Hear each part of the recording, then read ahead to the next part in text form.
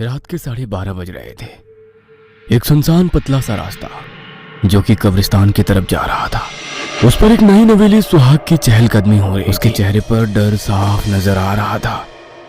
रात का सन्नाटा उसकी हिम्मत को तोड़ने की ताकत रखता था, लेकिन फिर भी अपने हाथ में एक छोटी सी काले कपड़े की पोटली लिए वो कब्रिस्तान के गेट तक पहुंच ही गई। उसने कब्रिस्तान का गेट खोला और अंदर कदम रखा। चारों तरफ कब्र ही कब्र, और उनके बीच से होती हुई वो सुहागन एक छोटी सी कब्र के करीब पहुंची। उसने उस कब्र के पास की थोड़ी सी मिट्टी अपने हाथों से हटाई और उस पोटली को जमीन में दफन कर दिया।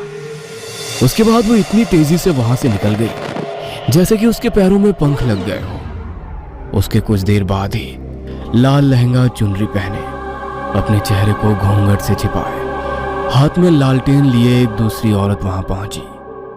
उसने उस पोटली को वापस जमीन से निकाला और फिर लालटेन उस पर दे मारा। इस तरह लालटेन टूटा और वो पोटली आग की चपेट में आ गई। इसी कब्रिस्तान से कुछ ही दूरी पर एक बड़े से घर के एक कमरे में नितिन अपने बिस्तर पर लेटा सिगार के कश लगा रहा था। तभी दरवाजा खुला और वो सुहागन अंदर दाखिल हुई। अनुष्का, आ गई तुम? यह सुनकर वो नितिन के पास आकर बैठी और गुस्से में बोली, हाँ आ गई मैं, वो भी जिंदा। अरे गुस्सा क्यों कर रही हो? जिस तरह की फालतू रस्में तुम्हारे इस घर में मुझसे करवाई जा रही है ना, ऐसी रस्मों के बारे में मैंने सुना तक नहीं। इतनी रात में एक पोटली को जमीन में गाड़ने के लिए मुझे कब्रिस्तान भेज दिया। अगर मुझे कुछ हो जाता तो? उसकी बात को नितिन सुन तो रहा था, लेकिन मुंह से कुछ भी नहीं बोल पा रहा था। ये बस आखिरी रस्म थी जो मैंने कर दी। अब आगे से अगर मुझसे माँ जी ने कोई भी ऐसी वाहियात रस्म करवाई ना, तो मैं पता नहीं क्या कर बैठूंगी। ये कहकर अनुष्का ने चादर टानी और सोने गई। नितिन सोच रहा था कि जिस माँ के आगे उसके पिता नहीं बोलते थे, वो उसके आगे क्या बोलेगा, इसलिए वो चुप ही रहा। उस रात से करीब 9 महीने गुजर जाने के बाद रात के समय अनुष्का को प्रसव पीड़ा शुरू हुई।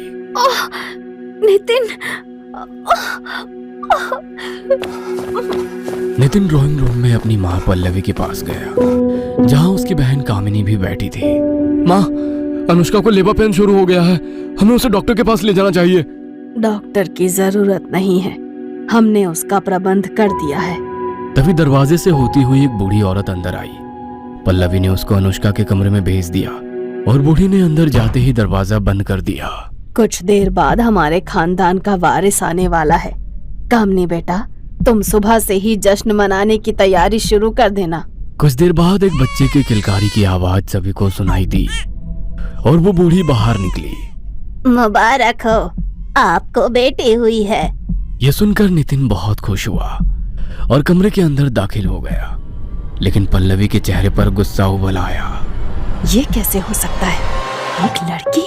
क्या तुमने उससे वो विधि नहीं करवाई थी? करवाई थी माँ, भाभी के पेट पर से मैंने अपने हाथों से वो पोटली पूरे 9 बार घुमाई थी और उनको कब्रिस्तान भी भेजा था। इसका मतलब है उस तांत्रिका ने हमें गलत टोटका बताया था। चलो अभी उसके पास चलते हैं। पल्लवी ने कामिनी को अपने साथ लिया और उसी टाइम घर से निकलकर शमशान भूमि की तरफ रवाना हो गई। कामिनी को इस समय डर तो बहुत लग रहा था, लेकिन अपनी माँ के गुस्से के आगे वो कुछ नहीं बोल रही थी। अचानक उसको पायलों की आवाज सुनाई दी और दोनों ने पलटकर पीछे देखा। उनसे काफी पीछे वही लालटेन वाली औरत उनको नजर आई। माँ, ये कौन है? होगी कोई पागल, तुम पीछे मत देखो, आगे बढ़ो। वो दोनों फिर से आगे बढ़ने लगी और कुछ कदम चलने के बाद उन दोनों की सांसें और कदम दोनों रुक गए। उन्होंने देखा कि जो लालटेन वाली औरत उनके बहुत पीछे थी, अब वही उनसे 10 कदम आगे खड़ी नजर आ रही थी। ए लड़की, कौन है तू? पल्लवी ने उससे सवाल किया। उसने धीरे से अपना लालटेन चेहरे के करीब लाकर उन दोनों को अपना चेहरा दिखाया, जिसे देखकर पल्लवी और कामिनी दोनों का दिल दहल उठा। दोनों चीखती चिल्लाती हुई अपने घर की तरफ वापस भाग निकली। वो सीधा अपने कमरे में आकर रुकी और लंबी लंबी सांसें लेने लगी। मम्मी, वो औरत कौन थी? कितना भयानक चेहरा था उसका। वो कौन थी इस बात से ज्यादा मुझे चिंता इस बात की है कि अनुष्का ने जिंदा लड़की कैसे पैदा की। उस तांत्रिका ने कहा था कि अनुष्का के पेट पर से उस पोटली को 9 बार घुमाकर अनुष्का के हाथों ही कब्रिस्तान में गड़वाना है। उसके बाद अगर अनुष्का के पेट में लड़की हुई तो वो पैदा होने से पहले ही मर जाएगी, और अगर लड़का हुआ तो ही वो सही सलामत पैदा होगा। इसका मतलब है कि उस तांत्रिका ने हमें बेवकूफ बनाया है। कोई बात नहीं, अगर वो टोटका काम नहीं आया तो हम खुद उस नवजात बच्ची को खत्म कर देंगे। इस इरादे के साथ पल्लवी ने कामिनी के साथ मिलकर एक प्लान बनाया। अगली सुबह अनुष्का और नितिन अपने कमरे में अपनी नवजात बच्ची के साथ खेल रहे थे। तभी पल्लवी वहां आई। प्रणाम माँ जी, आपने तो अपनी पोती की शक्ल तक नहीं देखी। देखिए ये कितनी प्यारी है। इसका नाम हमने पिंकी रखा है। यह सुनकर पल्लवी ने एक बार उस बच्ची की तरफ देखा और बोली, बहू, मोहनपुरी गांव में हमारी पुश्तैनी हवेली है और हमारी कुलदेवी का मंदिर भी है। अब तुम माँ बन गई हो, समय आ गया है कि हम सब वहाँ जाकर कुलदेवी की पूजा करें और कुछ दिन वहाँ रहें। जी माँ जी, जैसा आप कहें। घर के सभी मेंबर उसी दिन कार से मोहनपुरी गांव की तरफ रवाना हो गए। पल्लवी पल पल अनुष्का की गोद में सो रही उस प्यारी सी बच्ची को कोस रही थी। कुछ घंटों बाद शाम के 7 बज चुके थे। उनको एक ढाबा नजर आया तो पल्लवी ने नितिन से कहकर गाड़ी उस ढाबे पर रुकवा दी। चलो सब यहाँ खाना खा लेते हैं, थोड़ी देर यहाँ रुककर आगे बढ़ेंगे। यह सुनकर सभी लोग गाड़ी से उतरे। एक पुराना सा ढाबा जहाँ टेबल की जगह कहीं चारपाई बिछी थी। पल्लवी ने कामिनी को इशारा किया, जिसे समझकर वो अनुष्का के पास गई। लाइए भाभी, जब तक आप खाना खाती हैं मैं पिंकी को संभाल लेती हूँ। अरे नहीं कामिनी, मैं एडजस्ट कर लूंगी। कामिनी ठीक कह रही है अनुष्का, कम से कम खाना तो आराम से खाओ। चलो पिंकी को कामिनी को दे दो। यह सुनकर अनुष्का ने पिंकी कामिनी को थमा दी। कामिनी भी उसके साथ खेलने लगी और उसको लेकर टहलने लगी। कामिनी, वहाँ कहाँ जा रही हो? अरे भाभी मैं यही हूँ, आप फिक्र मत करो, मैं बस पिंकी को थोड़ा घुमा लाती हूँ। अनुष्का तुम खाने पर ध्यान दो ना, वो उसकी बुआ है, संभाल लेगी उसको। अब अनुष्का और नितिन खाना खाने में लग गए। कामिनी पिंकी को ढाबे के पीछे वाले जंगल में ले गई, जहाँ से भेड़ियों की आवाजें भी सुनाई दे रही थी। अरे बाप रे, यहाँ तो जंगली जानवर काफी ज्यादा महसूस हो रहे हैं। वहाँ कह दूंगी पिंकी को एक भेड़िया खींचकर ले गया। यह कहकर कामिनी ने पिंकी को जमीन पर रख दिया और फिर बोली, पिंकी बेटा तुम यहीं आराम से लेटो, थोड़ी देर बाद भेड़िए अंकल तुमको लेने आने वाले हैं। यह कहकर वो पीछे मुड़ी। तभी उसको सामने वही लालटेन वाली औरत नजर आई, जिसे देखकर कामिनी की रूह कांप उठी। उसको समझ नहीं आया कि वो क्या करे। डरते डरते उसने जैसे ही पीछे कदम लिया, उसका पैर मुड़ा और वो जमीन पर गिर गई।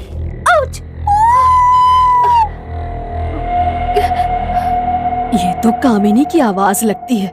यह सुनकर नितिन और अनुष्का भी उठ खड़े हुए और वो तीनों डरी हुई हालत में ढाबे के पीछे जंगल की तरफ भागे।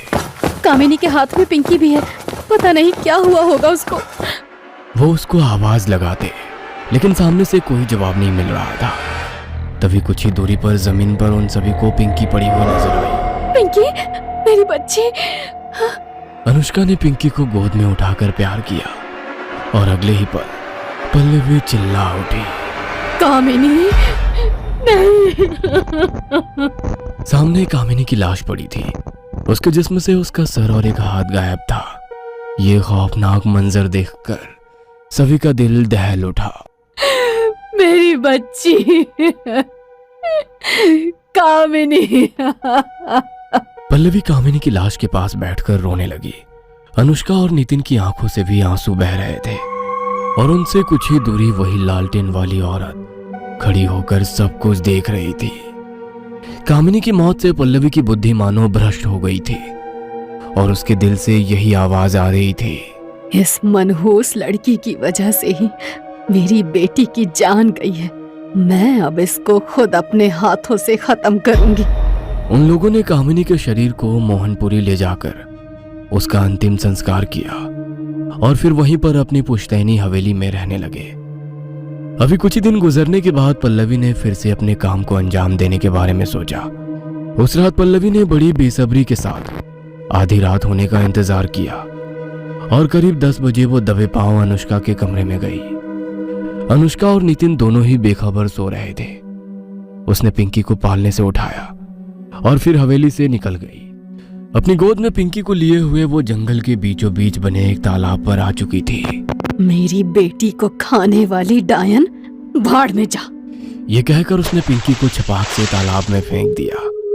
उसके बाद जैसे ही पीछे मुड़ी तो उसको जमीन पर वही लालटेन रखा हुआ नजर आया।